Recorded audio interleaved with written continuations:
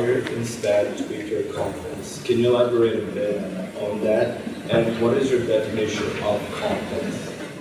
So tweaking the desire, unfortunately, gets labeled as ambition, and that seems to rule a whole lot of people at a very early age. Desire is like this. For example, you, let's say, live in America, your neighbor has a big car.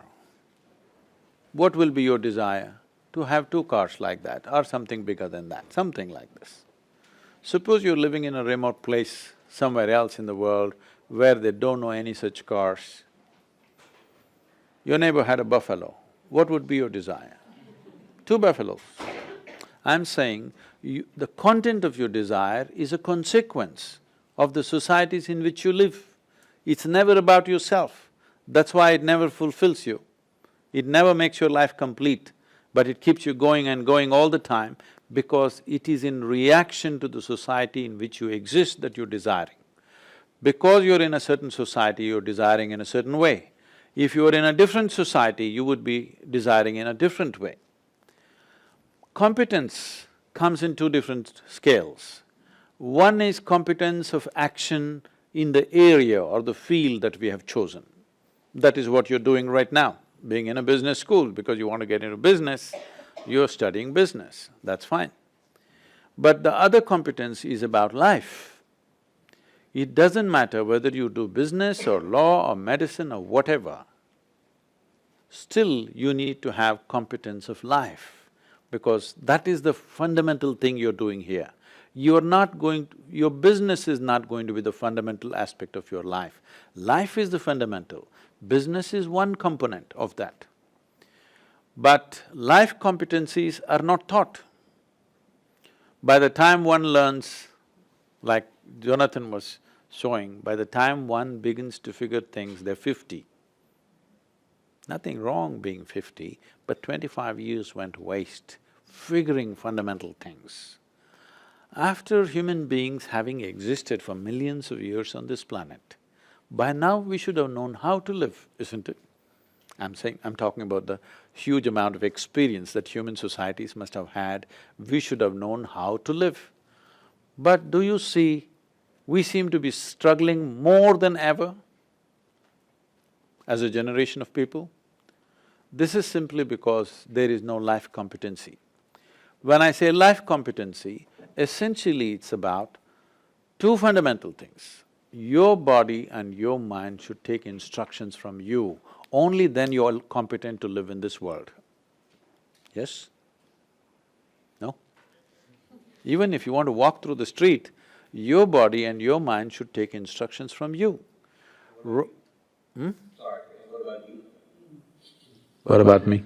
So you're saying that we shouldn't take advice anybody else from ourselves. Should we take this advice? You should not. I don't think I ever said anything about advice anyway. Should we change… And does it feel like I'm giving you some advice? I'm not. Alongside that, should we change the way… because your talk was expressing ourselves and being ourselves. Is there a need to change ourselves, like a child, a new… See, when you say myself or ourselves, you are referring to a certain persona that you have picked up. Your persona is just a complex amalgamation of all the impressions that you have taken in the process of these many years, isn't it? So your persona is not myself, persona is something that you created, maybe unconsciously. But there are parts of your persona which are conscious, isn't it? Yes or no? There are parts of your personality which are conscious, but largely unconscious. When you say myself or ourself, you're talking about your personality. I'm saying your personality should not be a rigid, concrete block. It must be a flexible amoeba that fits into any situation that you get into. Because for different situations, you need a different kind of persona. Otherwise you start saying, I'm this kind of person. No, your personality is something that you make. You can make it any way you want. But right now, what you make rules you. That's not right. What you make should be managed by you.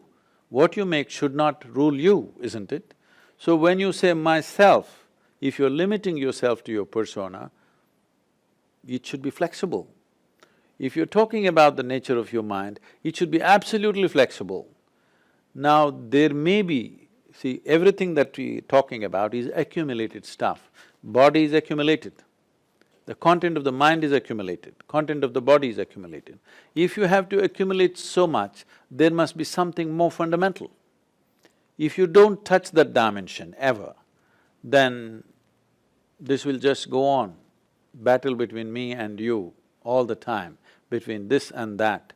This is where the fundamental idea of competition comes from, because you made yourself to be something other than who you are.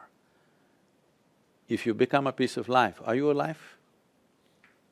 I'm asking you. You're thinking about it. Are you alive? Yes. If you throb here as life, everything that you need to know about life, you naturally know. You don't have to have a PhD on life. This is life. This is life. But right now, you're not alive. You become a bundle of thoughts, emotions, ideas, opinions and prejudices. If you pierce beyond that, there is something more fundamental than all these things, which is life itself. If everybody was in touch with this, they would be utterly, absolutely flexible, because life is flexible. Do you see it this way? When you were… at some point you were just 3 feet tall, right? Yes? At that time, did you fit properly into this body? Or tight-fitting, I'm asking? You did fit properly, right? Now are you loose-fitting? No, I'm saying that which is life fits perfectly well into any situation. But that which is your mind, that which is your persona, because it's become like a concrete block, it doesn't fit. So, your mind and your personality should serve the life within you, but right now it's the other way round. The life within you is being forced to serve your mind and your persona. What you created should serve you, isn't it?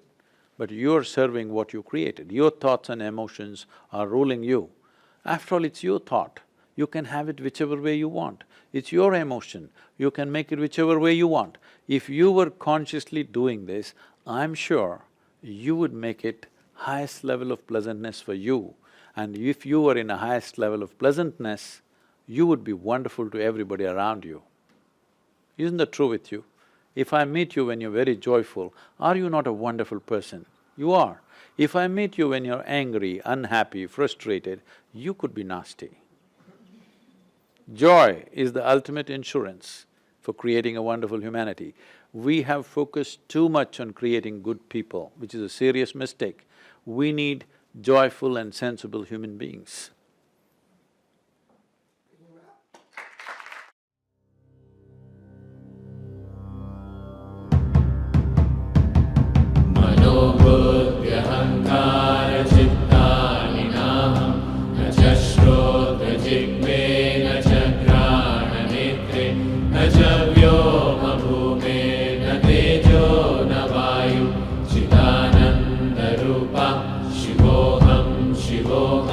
Chidananda Rupa Shivoham